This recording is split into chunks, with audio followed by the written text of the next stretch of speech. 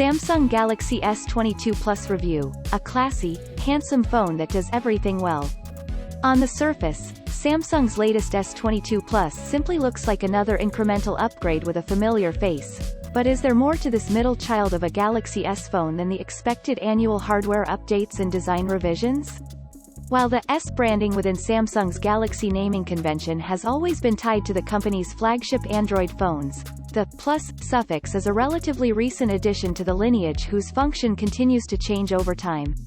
The most obvious difference between the S22 and the S22 Plus, as is true of previous generations, is the larger size that the Plus model sports, not to mention the extra benefits that its additional volume brings. Moving from the standard to the Plus not only means a bigger screen but a larger battery too. With the extension of an Ultra-branded entry within each year's Galaxy S line, the Plus model also serves as something of a melting pot, melding the more modest hardware of the base S phone with touches of the more premium and advanced features that would otherwise be exclusive to the Ultra.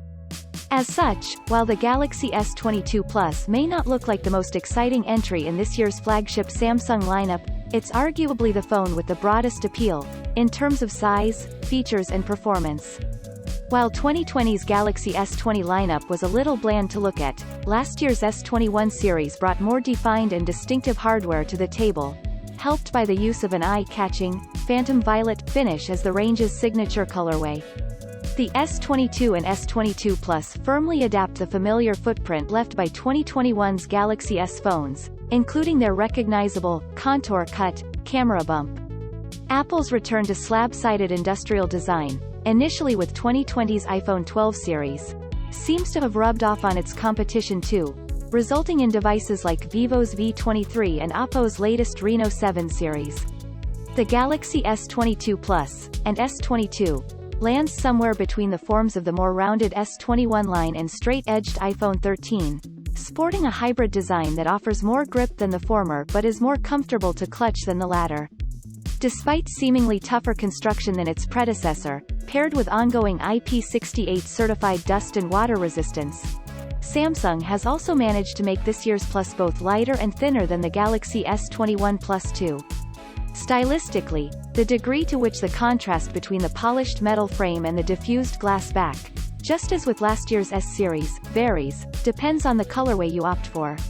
The pink gold model most prominently pictured in this review features a color-matched frame, as is the case with all of the standard finishes, while the 4 Samsung.com exclusive offerings sport contrasting frame and glass treatments, including a more reserved riff on that signature phantom violet from last year. A touch of post-launch controversy shed a little light on an apparent upgrade to the display on the S22 Plus, and base S22, compared to its predecessor, a change which Samsung has since had to step in and clarify.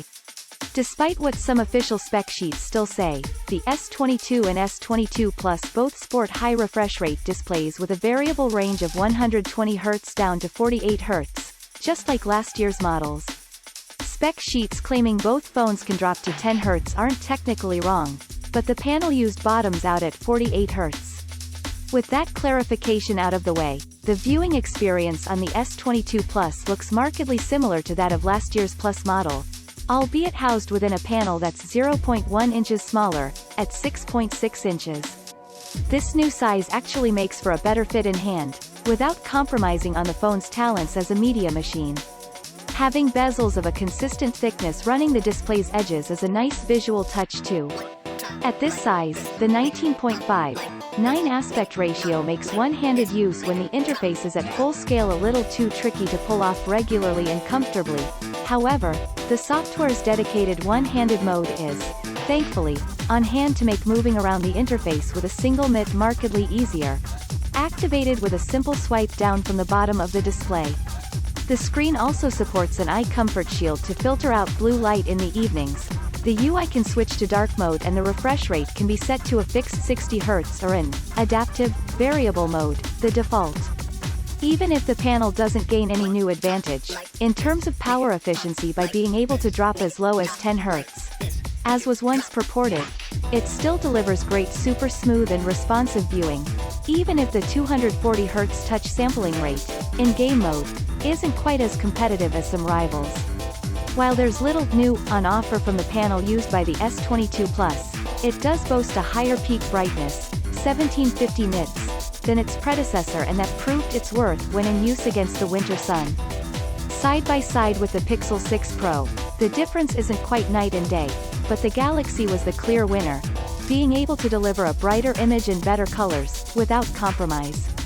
While One UI 4 was the first iteration of Samsung's mobile user experience to capitalize on the additions that the underlying Android 12 update brought to the table, the S22 Plus launches with the revised One UI 4.1, again, atop Android 12, complete with numerous small but helpful tweaks and upgrades.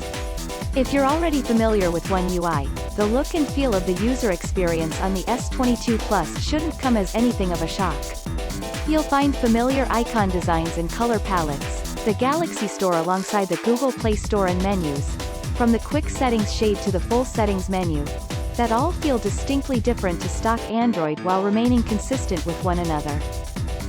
While companies like Motorola and Xiaomi may have beaten Samsung to the punch by releasing phones running on cutting-edge 4nm silicon ahead of the S22 range, this newest Galaxy series is likely the most widely available set of devices to sport such hardware, and thus, for many, will be their first taste of these new chips' capabilities.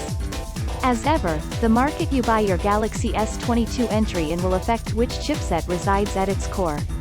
Across the UK and Europe, you'll find the Exynos 2200 powered variant, which is what I've been testing, while users in markets like the US and elsewhere can expect the latest Snapdragon 8 General one instead. Graphical performance looks comparatively stronger, though note that the low scores for the Oppo Find X5 Pro and Pixel 6 Pro are distorted by their more demanding, higher resolution displays. Numbers aside, the Xclipse 920 used here as the first mobile GPU to offer hardware-accelerated ray tracing on mobile, something not possible on Galaxy S22 phones with the Snapdragon 8 General one.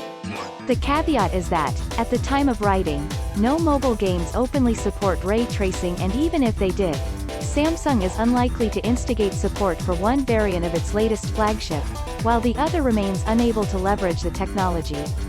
While a more manageable display size and a thinner, more elegant design are welcome alterations between last year's and this year's Plus, the smaller footprint does also result in a smaller battery, moving from a 4,800 mAh cell in the S21 Plus down to a 4,500 mAh offering in this year's S22 Plus.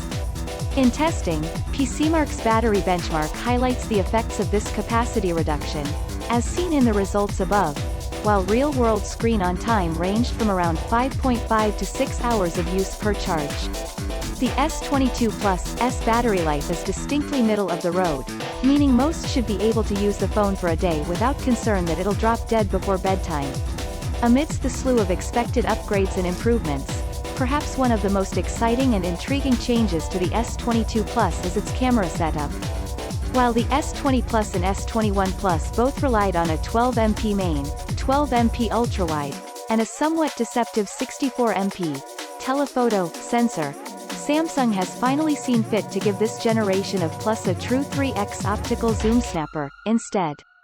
What's more, there's a new 50MP primary sensor doing most of the heavy lifting, photographically speaking. In most markets, the Galaxy S22 Plus went on sale on the 25th of February, both direct from Samsung's own site, US, UK, Spain, France, as well as other retailers, including Best Buy in the States and Amazon in multiple markets, US, UK, Spain, France.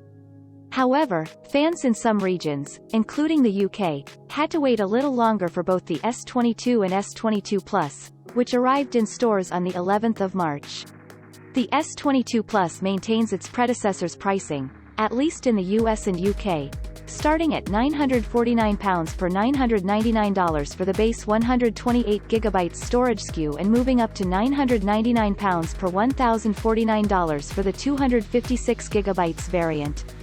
European pricing is marginally higher than last year, coming in at €1,079 and €1,149 for the two storage SKUs, respectively.